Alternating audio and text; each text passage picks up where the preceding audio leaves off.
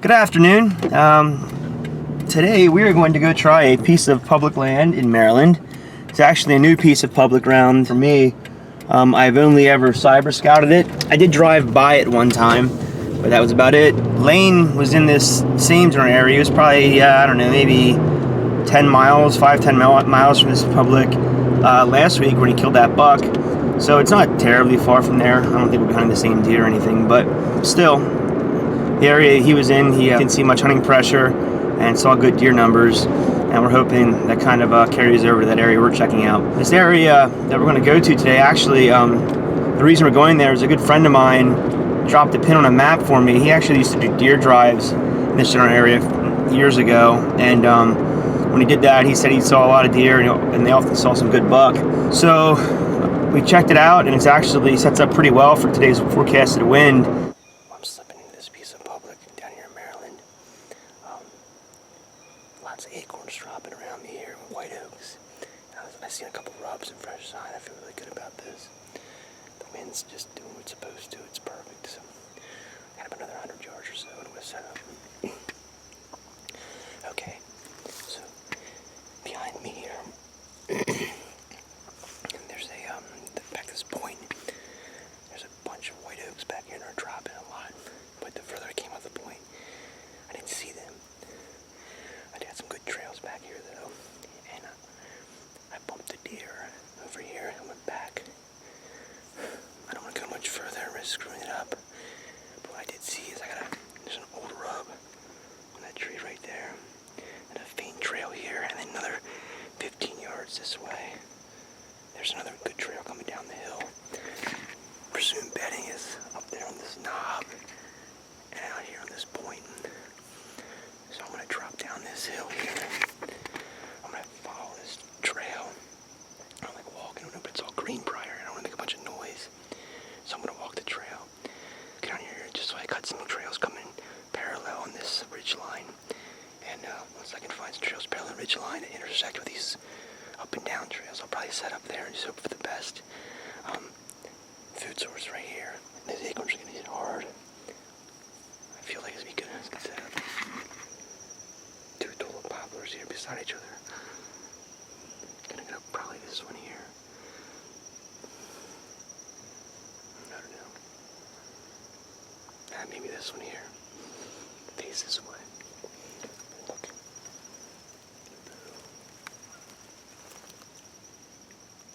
Deer poop right there. Well, I'm finally set up. There's a lot of greenbrier coming off that trail, so it was kind of tricky to be quiet coming down here, but I made it. My only concern is that the one heavy trail that was coming straight down the hill, I kind of was paralleling it on the downwind side, hoping to find a tree that could shoot that, and any trails that cross on this ridge, the hillside of this ridge. Well, unfortunately, I didn't know, but that trail hooked toward me, and I eventually came to it. Where I came to was right at some nasty stuff, and I couldn't shoot that spot from there, so I came down the deer trail maybe 20 yards where it was more open, and I had good shooting around here with that trail, another trail above me, and I can see down the hill toward this body of water. It's maybe 100 yards down there. Let's take a quick look at this spot we're at here. This deer trail's right here. Looks like another one comes in right here, this way. So it's an intersection right down here at 15 yards, 10, 15 yards. And then beyond that, I can shoot down through there pretty well, right through this area here. So, like all this.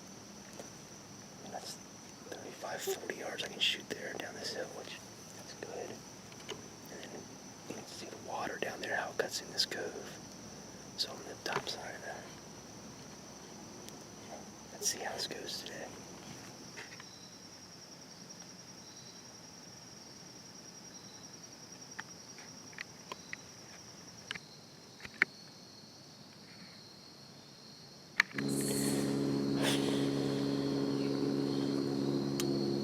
I really suck at this self-filming thing. I expected the deer to come from the south, so I was watch it that way. I heard a noise over my shoulder here, looking slightly north. And here was this big doe coming in, like, at a decent pace. Not running, but walking toward me. I turned the camera on her, hit record. I thought I hit record. And I tracked her in the camera the whole time, but I didn't notice the red light wasn't on. I smoked her to 15 yards. I'm gonna hit her perfect. You can see the arrow's bloody. I can see blood over the leaves right there. I think I heard her crash about 100 yards away.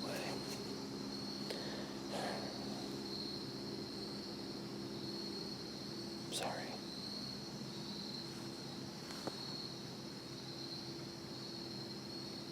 It's still, it's 6:20.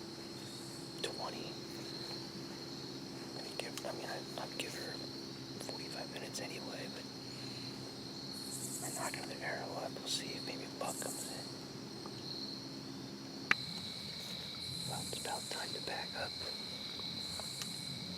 Nothing else came through, so we're gonna climb down here in a minute, check the arrow and start tracking.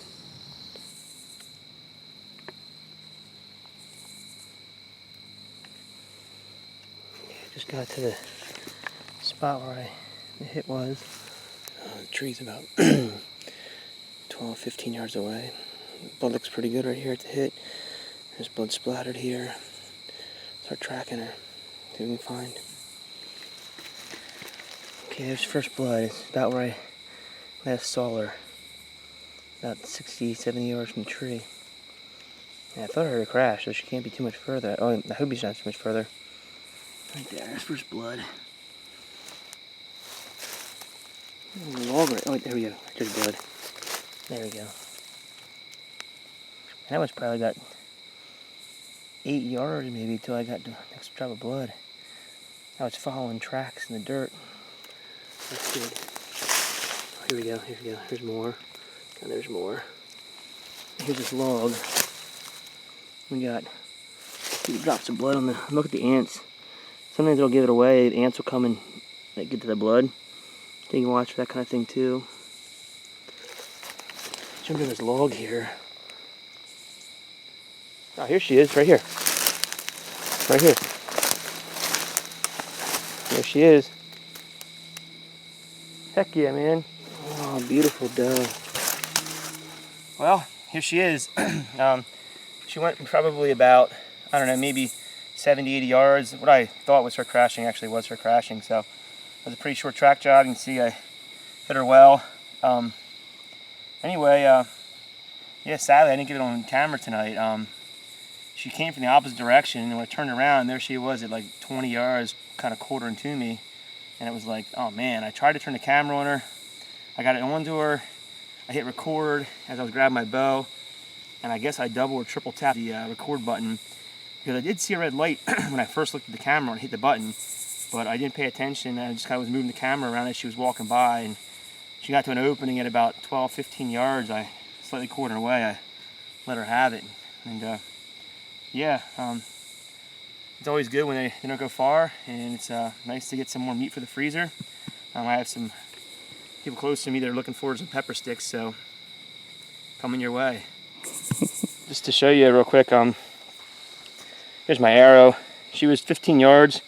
I punched straight through the deer, and I got about 8 inches of penetration into the ground. And I'm gonna be honest with you guys, this broadhead right here is the exact same broadhead I killed a doe with a week or so ago. I sharpened the blades up and put it in the quiver, and it just did the job again. So I think I got a lucky arrow in the making. Mm-hmm. Let's load this deer up here.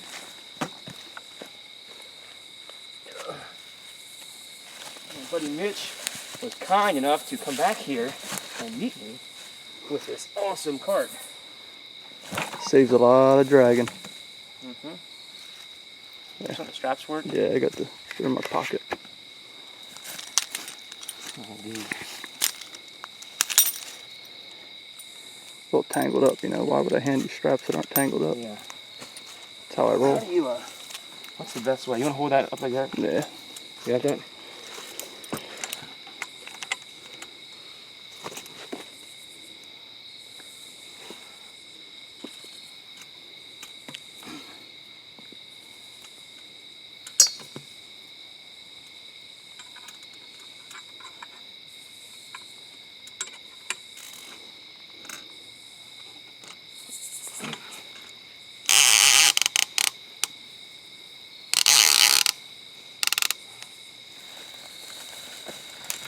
Man, they sure beat dragging.